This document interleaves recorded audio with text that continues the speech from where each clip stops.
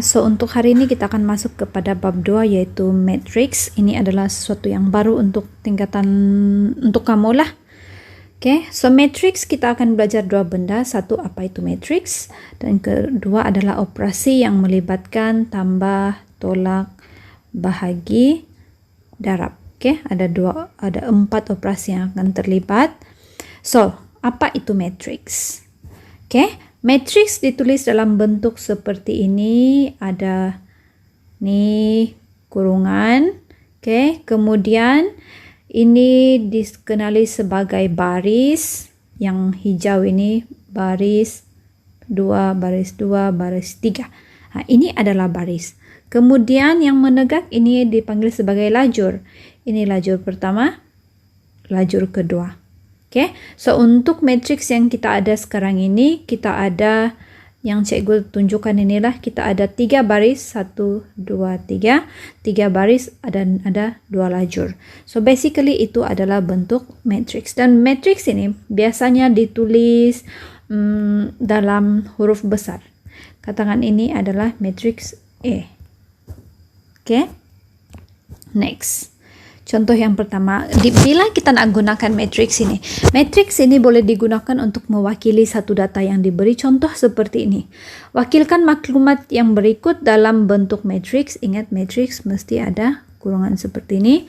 Jadwal di bawah menunjukkan jualan alat tulis.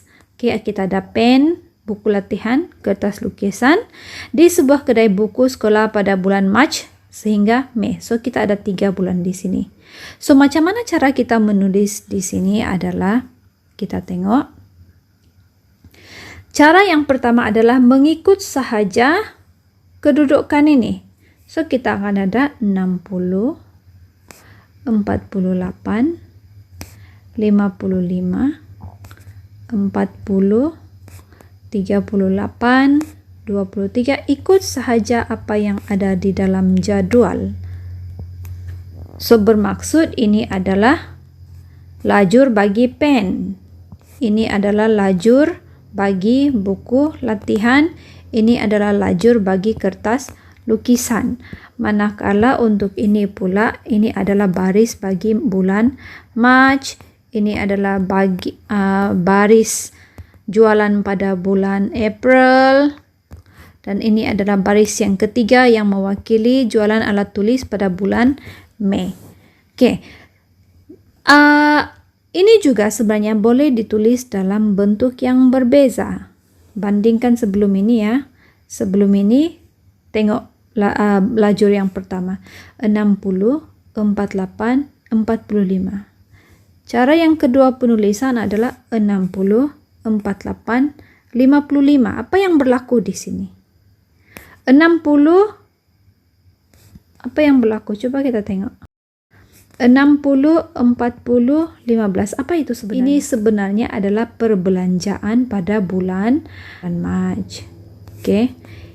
Coba bandingkan sebelum ini. Kalau sebelum ini lajur ini adalah pen. Yang kedua ini lajur ini menjadi perbelanjaan alat tulis, jualan alat tulis pada bulan Mac. Ini pula adalah April. Oke, April, tengok ni April. 48, 38, 15. Ini pula ada bulan Mei. Oke, ini bulan Mei. So now, apa yang berlaku di sini? Perhatikan di sini apa yang berlaku pada baris yang pertama ini adalah pen. Oke, yang dibelanjakan ini adalah pen yang dibelanjakan pada bulan Mac, jualan pen pada bulan Mac, jualan pen pada bulan April, dan jualan pen pada bulan Mei. Next, oke. So matrix ini sebenarnya kita boleh ada beberapa maklumat yang kita boleh dapat daripada matrix. Yang pertama adalah peringkat yang ditulis M darab N. Nanti kita tengok nih. Yang kedua, apa itu unsur? Dan unsur dalam matrix, kalau kita perhatikan, apa itu unsur? Inilah unsur. Yang kita tengok nih, 60, 48, 55, 40, 38. Ini semua adalah unsur-unsur yang ada di dalam matrix ini. So, ada berapa unsur semua di sini? ada 9. 1, 2, 3, 4, 5, 6, 7, 8, 9. Ada 9 unsur. Now, kita pergi kepada peringkat dahulu. Apakah itu yang dinamakan sebagai peringkat? Peringkat ditulis berdasarkan bilangan baris yang disebut sebagai M. Ini M adalah baris. Oke. Dan N didarab dengan lajur yang diwakili oleh huruf N. Kalau kita perhatikan yang di sini, yang sebelum ini, kita ada berapa baris? 1, 2, 3. 3 baris, so M darab N. M kita 3 baris, so adalah 3. Berapa lajur? 1 lajur, 2 lajur, 3 lajur. So ini adalah 3 darab 3. So peringkat bagi matriks ini adalah 3 darab 3. Itu yang dimaksudkan sebagai peringkat. Kita tengok contoh. Oke. Ini kita tahu sorry. Mungkin kamu tidak nampak sangat. So cikgu guna color yang terang sedikit. Ingat, peringkat ditulis dalam M darab N. Oke, ingat yang begini adalah baris. Oke, turun itu adalah lajur. So kita tengok kepada E dahulu. Berapa baris? 1, 2. So M peringkat bagi E adalah 2 baris darab dengan berapa lajur? 1, 2, 3. Ada 3 lajur. So peringkat bagi matriks E adalah 2 darab dengan 3. Itu yang dinamakan sebagai peringkat. So ini pula baris darab lajur. Berapa baris? 1, 2, 3. So jawabannya adalah 3. Darab dengan lajur ada berapa? 1 sahaja. So 3 darab 1. Boleh faham? So kita tengok C pula. Ada berapa baris?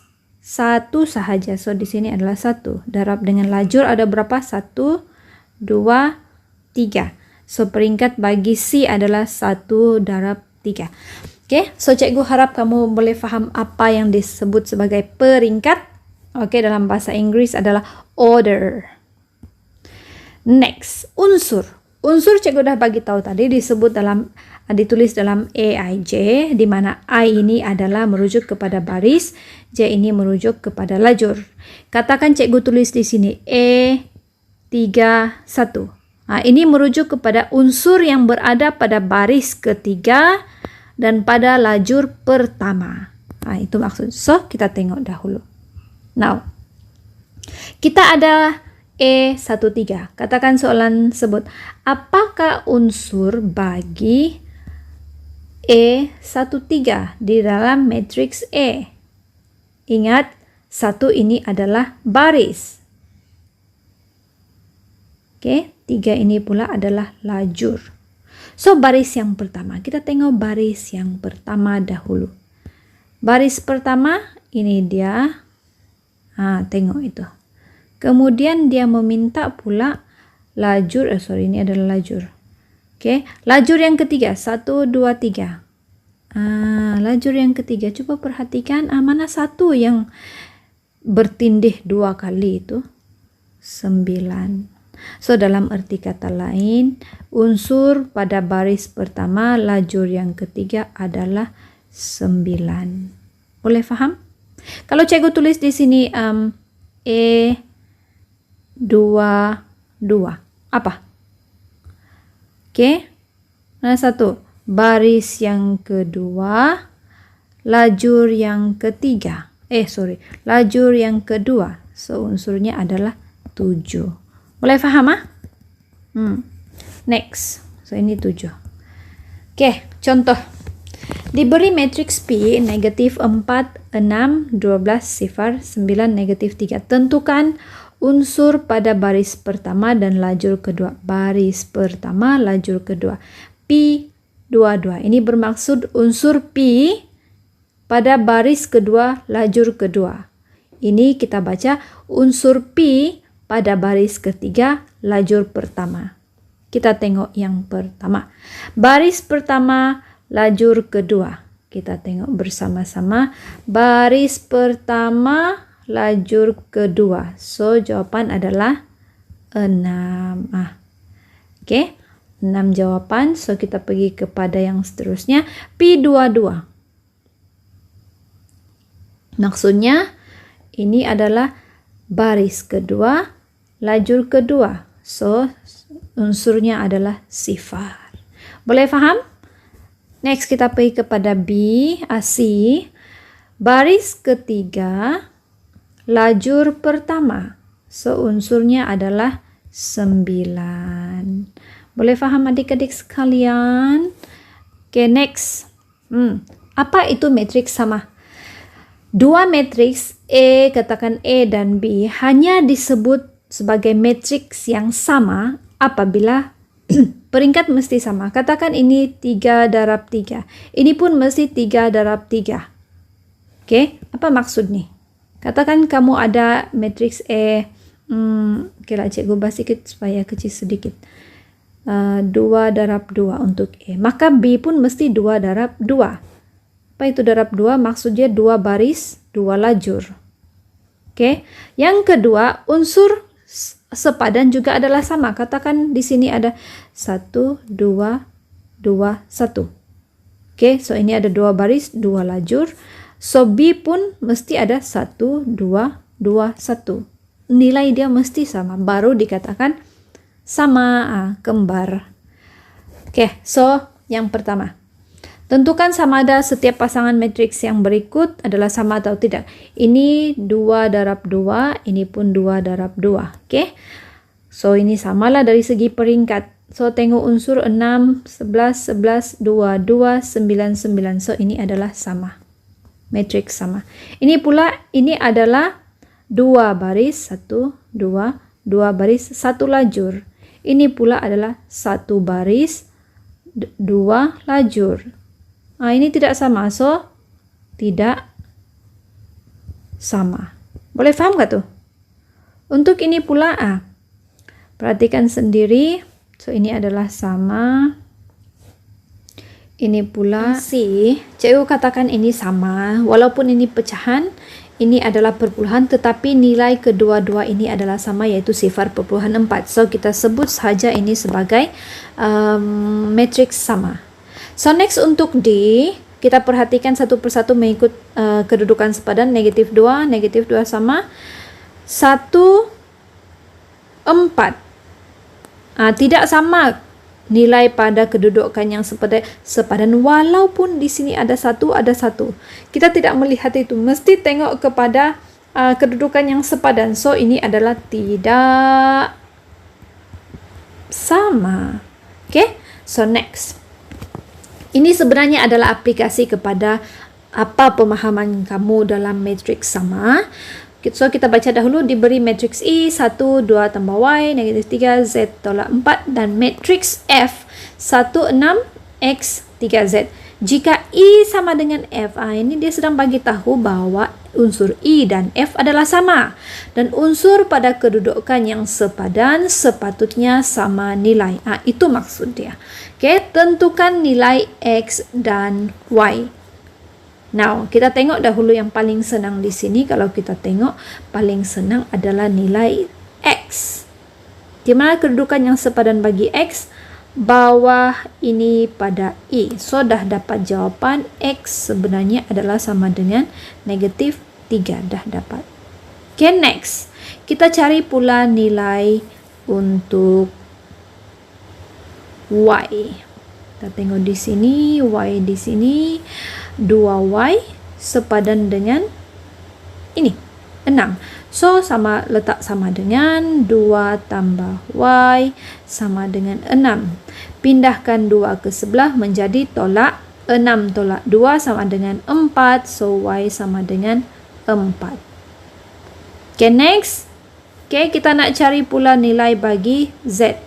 Sama juga, lihat kedudukan yang sepadan. Sepatutnya 3Z sama dengan Z tolak 4. So, 3Z sepatutnya sama dengan Z tolak 4 dengan mengambil kira konsep matriks sama. Okay, so ini Z. Z ini bawa ke sebelah menjadi tolak 3Z tolak Z, 3 gula-gula tolak 1 gula-gula menjadi tinggal 2 gula-gula. So 2Z sama dengan negatif 4.